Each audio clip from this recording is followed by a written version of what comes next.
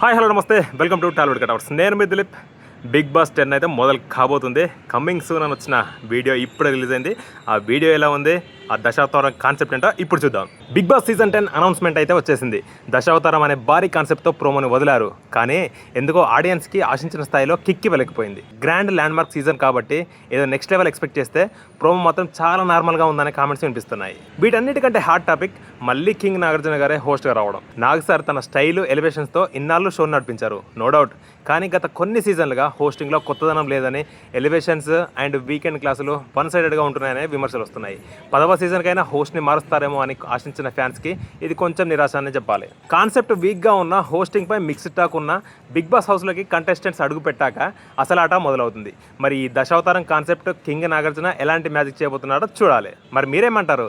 Season 10 promo మీకు నచ్చిందా? నాగార్జున గారే హోస్ట్గా కంటిన్యూ అవ్వడం కరెక్టేనా? కింది కామెంట్స్లో చెప్పండి. మరిన్ని బిగ్ బాస్ అప్డేట్స్ కోసం ఇప్పుడే ఛానల్ని సబ్స్క్రైబ్ చేసుకోండి.